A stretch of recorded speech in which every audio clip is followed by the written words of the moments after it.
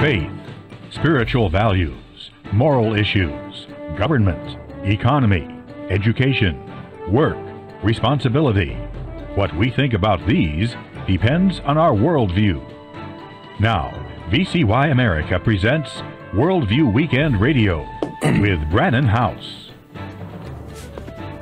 All right, welcome. Glad you guys are with us. We're going to be joined today by David Lease. He's the Vice President of Frontier Center for Public Policy out of Canada. Justin Trudeau seems to be setting the template for what will be used in many Western countries to censor speech, truth. This is, of course, part of the World Economic Forum agenda that we have been warning about. Well, I guess we've been talking about this long before most of us even knew what the World Economic Forum was. We were talking about hate crime laws 25 plus years ago. We know what goes on in Canada. We know what goes on in parts of Europe. And, of course, this incredibly dystopian legislation out of Canada, many believe, could be the template for what's coming to America as well. And so we're going to get also an update from Aaron. Aaron is live, our reporter on the ground in Israel. He is at the Western Wall today, so we'll get an update from him at the bottom of the hour or thereabout. Joining me now, however, as I said, is David Lease, Vice President of Frontier Center for Public Policy out of Canada. David, thank you so much for joining us. You come to us via the way of our mutual friend, Carl Tykreb, and here we are on 67 terrestrial stations, 66 of them VCY America, number 67 out of Jacksonville, Florida. And we're also, of course, on worldviewtube.com, patriot.tv. Thanks for being with us today, David. Good to join you.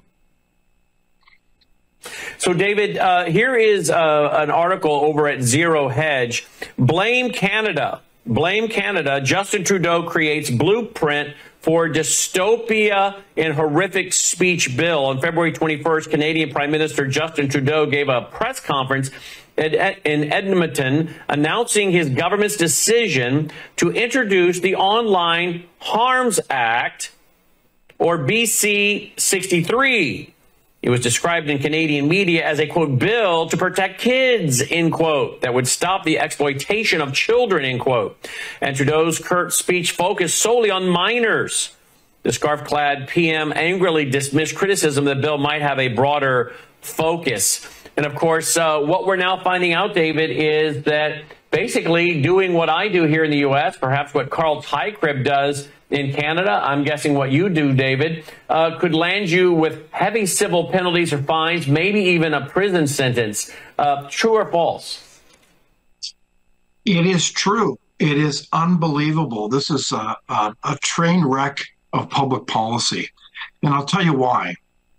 It is really about undermining freedom of speech from many different angles. It is an example of what not to do in a free and democratic society. And what's so conniving about this, and I use that word deliberately, is it is really two bills. The first bill, and this is what they do, the first bill says it's all about protecting children from online harms. So who could be against that? No one. So in that kind of situation, it's really a head fake, if I can describe that from a legislative point of view, Brandon, where they're using that as cover for a second part of this legislation, which is utterly out of science fiction. It's almost like it will go after people. It will basically it's handing a weapon to the radical left so that if they think you are going to exercise so-called hate speech, it will be used potentially by these quasi-judicial councils called human rights commissions to basically proactively go after you from a legal point of view. And it's the process. The process will cost you a tremendous amount of money and time and headaches.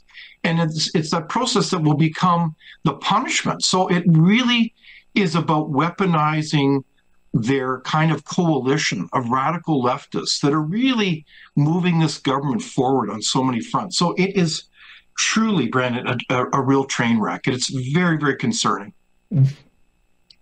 David, do you believe that it is a template, knowing that he is a World Economic Forum young leaders? He's been discipled to be inculcated with a certain world view, philosophies, and ideas. So do you believe, as a guy that's been basically trained to be a global leader, that this is a test case for the rest of the Western world? I believe it's an essential template, and I'll tell you why. Because if you look fully at the tactics about how it's being introduced, again, it's really two components. The first component is about saving the kids. So think of it. Words matter. And so you've got to listen very carefully to how the radical left uses words that sound at first blush to be compassionate and caring as cover for an agenda that is just the opposite. And they do this again and again. Who can be against, quote, diversity, equity, and inclusion? I mean, you tell me. But within the meaning of those particular words, it all relates to a very much a cultural Marxist ethos. And I unfortunately had to study this for decades, which is just the opposite. It's not about diversity. It's not about a variety of ways of thinking. It's their way of thinking. You have, it's not about equity. It's about certain outcomes that they want to make sure you undertake. So time and time again, this is the template, pardon me, is to use this as cover for their agenda of really trying to shut down freedom of speech. And what they're doing then is using the so-called anti-hate speech as a cover, because what they're doing is they're saying, well, just simply because something offends you is the pretext in which to object to someone's right to be able to debate legitimate questions and issues. And this is problematic. It's against every basic foundational value of our society, because our society. So let me ask you, David, what about proclaiming? You mentioned cultural Marxism, and again, you and I are just now becoming friends today through our mutual friend Carl Tykre. But I'm so glad to hear you mention cultural Marxism, and you say you've been studying it for decades, and I'm so glad to hear that, because that means you understand ultimately what's happening. We did our first seminar at our Worldview Weekend in Minneapolis, St. Paul at Crystal Evangelical Free Church for our Worldview Weekend in November 1997. November 1997, wow. A whole hour on the Frankfurt School. The Frankfurt School and wow. Herbert Marcuse and what these guys wanted to do and what they were going to do to America in 1997. And we've said the word cultural Marxism on this broadcast a million times, to the point I'm sure the audience finally got sick of hearing it. But then all of a sudden, you know, in about 2020, boom, here comes everybody using the word cultural Marxism. So I'm glad to know you're one of the guys that's been studying it for decades. We know that Herbert Marcuse of the Frankfurt School, and of course people know maybe his name, this audience does, but the average citizen knows him, even if they don't know they know him, because he coined the phrase "make love, not war." He wrote that paper in 1965 on intolerance, right. and how you know, they were going to go after those they perceived to be more intolerant than they perceived the right to be. And he said, we're going to deprive them of their freedom of speech and freedom of assembly if they come out against the welfare system, the welfare state, if they're for armament, if they're about male chauvinism, quote, racism, of quote, we know what that means, everything nowadays, right? And so he came out with this paper in 1965. So this isn't a shock. They have been telling the world since at least 1965, if not before, openly, they were going to shut down the right. And he said, this will not pertain to the left, only the right. Correct, David? Absolutely right. And it's so interesting that you make those references to Herbert Marcuse as an example and the Frankfurt School, which unfortunately, as I said earlier, I've had to watch and study for a long time. But yes, this is the playbook. It's to take over those institutions. Universities were really at the centerpiece of this in so many ways, because you're doing the strategic move. You're educating the next generation that somehow Western society is perverse, it's racist, it's white, based on all white supremacists, and And there's bits of it that have truth to it in the sense that, yes, there is racism, but are we systematically racist? No. Do we have imperfections? Of course we do. But fundamentally, the miracle that is Western society based largely on Judeo-Christian values is really a stunning accomplishment. And it's something that we can't take for granted. So this is the time that we're in, is that we have, I would say, a generation of leaders. I think that, I don't mean this in a partisan way at all, but Justin Trudeau is really within the tradition of that worldview.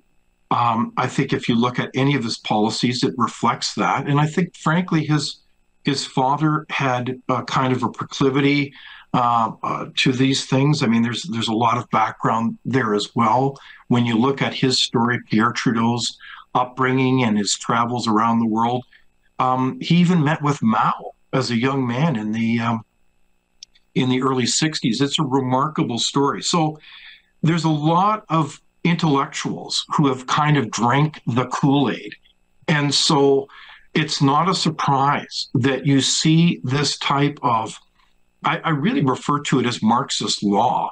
It's not a law that respects the notion that individuals have sacred rights and freedoms, that we're all image bearers of the divine, but rather it's the assumption that the law is being used there as a means, as a mechanism to build this kind of Marxian utopia. And I mean, there's so many other angles to this as well, Brandon. We could talk for days on this, but the punchline is this: they are actively laying the hammer down, the basis in which they can make your life hell if you do not agree with their perspective. And this is going to ruin our society, not only because it undermines the ability to find truth, but ultimately it also undermines our ability to find prosperity. Who's going to be innovative?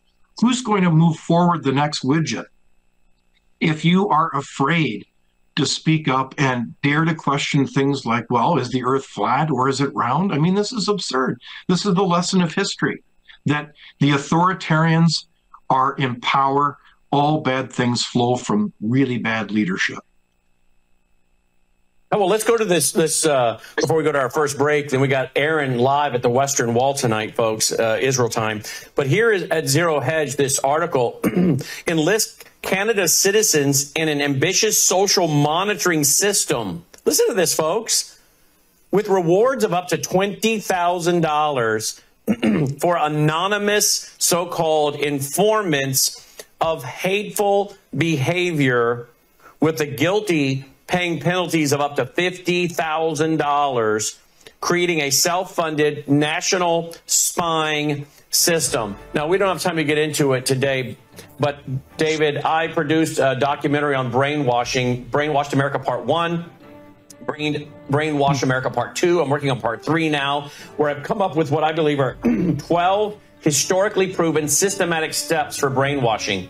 And one of them is to create snitches or informants. And this creates a chill across society and just destroys free speech. We're going to come back, get some more bullet points on this bill out of Canada. You say, why should I care? Because this seems to be the template by WEF, Justin Trudeau, for all of us in the Western world. We'll be right back. Consumers often ask, what should I expect when I take the Bella Grace elixir? And the answer's varied. It really depends on what your health and wellness needs are. I would consider this as your foundational core product for a whole range of health and wellness issues. Let me give you a few examples. If you're a little bit older and you have some joint health issues, some problems with mobility and discomfort, the elixir is going to be your best friend. If you have some skin health issues, wrinkles, hydration, aging, all of those elements are going to be benefited from the elixir, including age spots. Now, if you're in a younger demographic, maybe visual health is where you need some assistance. Eye fatigue, dry eyes, all of those are going to be benefited by the elixir. It's a core product because it benefits so many.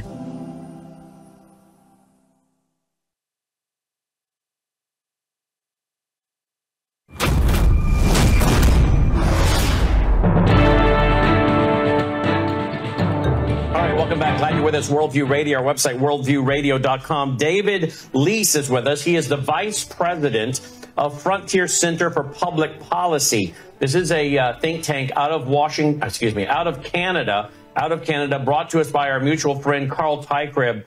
Their website is really the acronym of their organization. F as in frontier, C as in center, P as in public, and P as in policy. So Frontier Center Public Policy is what it really stands for. It's called the Frontier Center for Public Policy, but just think Frontier Center Public Policy, FCPP.org, okay?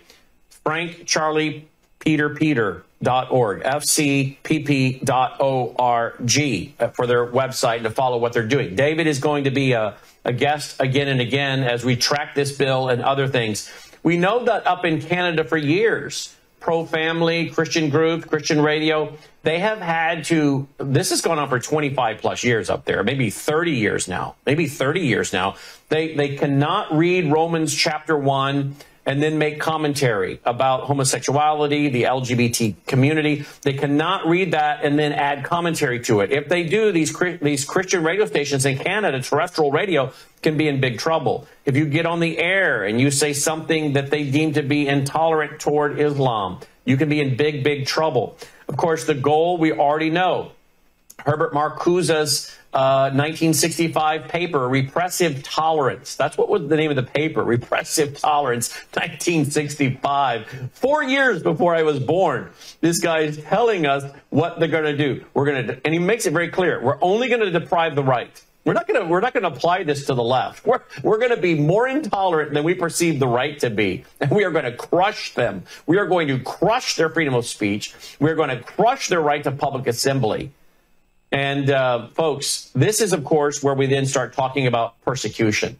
And let me just tell you, we are about to separate the true from the false, because this is where people are going to show their true colors. Have they been in this for money? As is so many of the pro-family groups, they are nothing more than professional fundraisers. I've been warning you that for years. They don't care about truth. I have warned some of the pro-family groups over the years about who they're letting in. They don't care if it gives them a bigger platform. I warned one pro-family group out of Washington, D.C. Do not hire Josh Duggar. Do not hire this guy. I've known since about 2008, 2009, things about him because I was informed by a state senator in Arkansas. And I warned the pro-family leaders, two large pro-family groups. Even Oprah Winfrey, I'm told by a state senator, would not air a program on the Duggars when she found this information out. Apparently, Oprah Winfrey has more integrity, isn't that shocking to say, than some pro-family leaders, because when she was informed through this state senator's family, you may want to double check before you put them on the air. This could come back to bite you. I'm told by this state senator, she said, I'm not airing that program. Well, when I was warned about this and went to some of the pro-family leaders that wanted to hire him, they wanted to say, oh, that's rumor. Then when it came out about him, they wanted to act like they were shocked. Really? Really? And you guys know who you are. Any of you want to come on the air and challenge me live? I dare you. You won't, because you know I have the paper trail, the documentation, and the people on your staffs that I warned. One of them, who I'm told fled one of the pro-family groups because he smelled what was coming and got out, jumped off. So I'm telling you now, we're about to find out who the fakers are, who the real people are, who the professional fundraisers are, and who are really the ones willing to contend for the faith earnestly that was once for all delivered to the saints. You know, we have thought that Christianity was about your best life now, so-called, right? That's what Joel Osteen says. Well, if this is the best it gets, then we've really been handed a bad deal if this is the best it gets. Right now, we know that for real Christians, this is the closest to hell we will ever get, right here. But for the non-believer, this is the closest to heaven they are going to ever get. Because for the believer, it is going to be beyond what we could even imagine when we get to glory. For the non-believer, the judgment, the wrath to come that they're storing up is beyond description as well. But we have thought for so long in America that this is the history of Christianity. You know what the history of Christianity is? Persecution, beheading, boiled alive, fed to the lions, crucified upside down. This is the history of Christianity. In fact, the Bible says that all who desire to live godly in Christ Jesus will what? Have their best life now? No. All who desire to live godly in Christ Jesus will suffer persecution. So, folks, I talked to Carl Tykrib today, which is how I met our new friend David Lease. And I said, Carl, you're in Canada. This legislation, as I understand it, goes back and it can be retroactive. I'm going to ask David about that. Retroactive. If this is true, Carl, are you about to go back and scrub your websites? He said, no, I am not. Plus, anything you ever put out on the web is never scrubbed. There's the Wayback Machine and other things. And if you believe the intelligence communities of the Western world have largely been behind the military creation of the internet, you know they have mammoth buildings with the NSA scooping up all this data, archiving it. They will know exactly what it was we said 10 years ago, 5 years ago, five months ago. But Carl said, no, I'm not scrubbing anything. I'm taking my stand. David, what are your thoughts on that? It's an historic fork in the roads where they've kind of taken off the mask, where you can see, just open your eyes while we have time to see what they're doing. They're employing the mechanisms, and I certainly am a student of history. You have really a peculiar bringing together of utopianism and ideology and terror, fear. These things are all being looped together, and it's like history is repeating itself in so many respects, because you have this ideology. It's kind of a bizarre religion. It gives purpose for so many lost people, that they're building something that is bigger than themselves, a kind of utopia, which, of course, we all know from Greek means nowhere or no place. And as people try to seek their meaning in life today, they can do it in many different ways, and one of which is to pursue these bizarre ideologies where there's no respect for the traditions and culture that have built our society based on collective wisdom. Like the whole idea that somehow there is no truth, a la gender, is absurd, utterly absurd. We were created male and female, as we know so well. So this is all symptomatic of a cultural decline, and it will also relate to an economic decline, as we have so many decision makers that buy into this whole idea of modern monetary theory where you can just grow money on trees. So ultimately, these are the mechanisms, and yes, they will go back and make it retrospective, or pardon me, they'll look back at what you said years ago as all part of building a case, not to prosecute you, but to persecute you, to pick up on your earlier comments. So this is a very important time in the history of the West. Canada is right there, and we really represent on so many fronts a warning to the West. But I would submit to you that the United States does as well, as they employ lawfare to go after former presidents and anyone who disagrees with them. Here is this Zero Hedge article. They say that it introduces extraordinary criminal penalties, including life in prison, not just for existing crimes like, quote, advocating genocide, end quote. Wait a minute, advocating genocide. So I guess if you do what we're about to do, which is go to our reporter live on the ground in Israel at the Western Wall and talk about Israel and Hamas, then maybe we're now advocating for genocide. So, you know, go arrest Brannon Howse, persecute him, prosecute him, Jim Schneider, Crosstalk, our guest, David here, Lease. I mean, the list goes on and on, right? So advocating so-called genocide, not just that, not for so-called existing crimes like that, but for any, quote, offense motivated by hate, end quote. Now, again, who deems that? One man's truth is another man's hate, right? Well, I wasn't speaking hate. Jesus said, I'm the way, the truth, and the life. No one comes to the Father except through me. Well, that's truth. No, to them, that's hate. In theory, any non-criminal offense, as teeny as littering, committed with hateful intent. Another one. Punish Minority Report pre-crime. You know, the people know that movie Minority Report, which I've never seen, but I know what it's about. Says where if an informant convinces a judge you will, quote, commit, end quote, a hate offense, that you will, not that you have, but that you will, you can be jailed for up to a year, put under house arrest, have firearms seized, there's your red flag laws, or be forced into drug/alcohol testing, all for things you haven't done. Another one, penalize past statements. The law gets around prohibitions against retroactive punishment by calling the offenses, quote, continuous communication, end quote, of hate, i.e. the crime is your failure to take down bad speech. And then finally, force corporate internet platforms to remove so-called harmful content virtually on demand within 24 hours in some cases, the hammer being fines of up to, quote, 6% of gross global revenue, end quote. So if these companies don't shut us down, they get fines of up to 6% of their global revenue. David, this is going to make it very hard for organizations like us who have, since a year after YouTube, 2006, we launched Worldview Tube. We were on the wonderful stations of VCY America as we are now. And now, of course, in 2006, we launched Worldview Tube and built out the terrestrial, not just the terrestrial radio, but the digital platform we're on now as well. Well, now we're dependent on these platforms not to shut us down.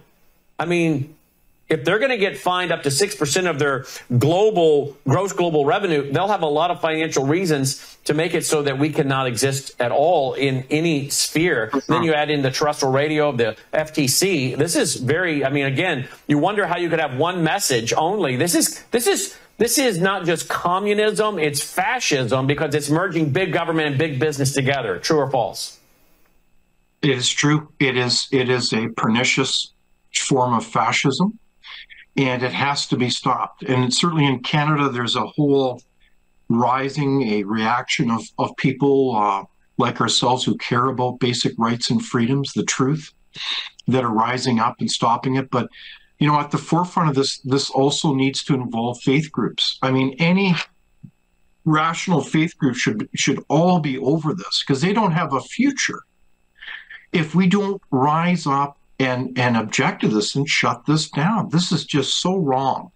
And I would tell you that, to me, it puts in doubt the future of our democratic and free society. It's really playing, Brandon, for all the marbles, because this is so foundational to any high-functioning, prosperous society. And this is what people don't understand. You can't do science if you don't have freedom of speech.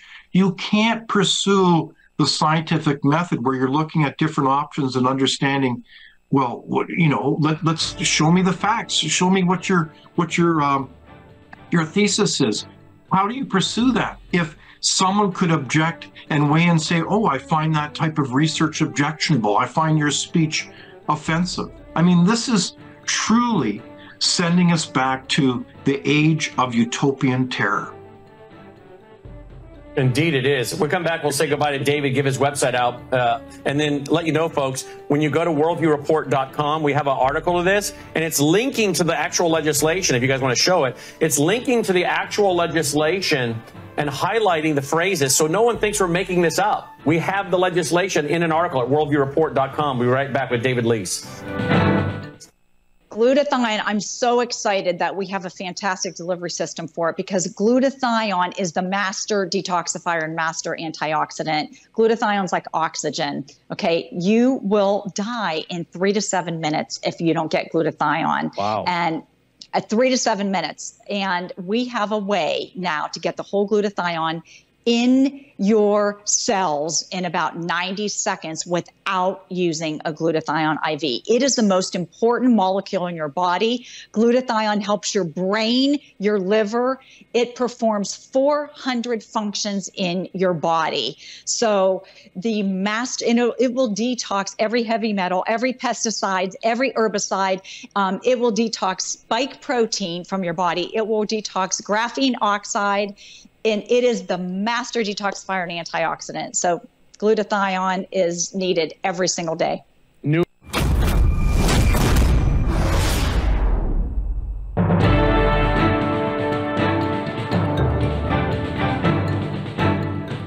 right, welcome back. I'm glad you're with us. All right, David, I want to give your website one more time. It's FCPP, as in Frank, Charlie, Peter, FrankCharliePeter.org. So FCPP.org. It's the Frontier Center for Public Policy. All right, before I let you go, David, and thank you again for your time, then we're going to go to air and live on the scene there at the Western Wall in Israel tonight. David, where is this legislation? It's not law yet, is it? Or where is it at, please? It is not law, thankfully, but there is hope that there's a reaction coming up as more people recognize how this puts Canada in doubt. And I just, so there is some hope here, but people need to speak up. They need to call their representatives, their MPs in Parliament, and really voice their concerns. And this is reprehensible. What I find truly amazing is that, again, it's like history repeating itself, where you have, in the name of progress, that somehow this is moving society forward, that this is somehow compassionate. It's just the opposite. This is a Trojan horse, and any thoughtful legal group or liberties group has spoken up against it.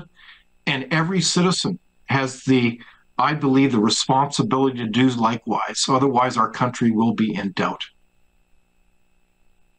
And again, this, I think, is the template. You agree, David, this is probably a template up there in Canada, testing out what they could get away with in America and other places. So thank you so much for your vigilance. And please, now that we're friends and you have my contact info, please feel free to text me, let me know about any updates. We'll get you right back on our powerful platform of broadcast network. So thank you for your great work there at fcpp.org, David. Thank you very much, Brannon, and thank you for your leadership and your courage and your work. You're very kind. It's a team effort. Thank you, David. David Lee's checking in, Vice President, Frontier Center for Public Policy. Again, you can mark their website as a favorite and follow this, fcpp.org. Wow. Did you ever think you'd see the day, folks? But here we go.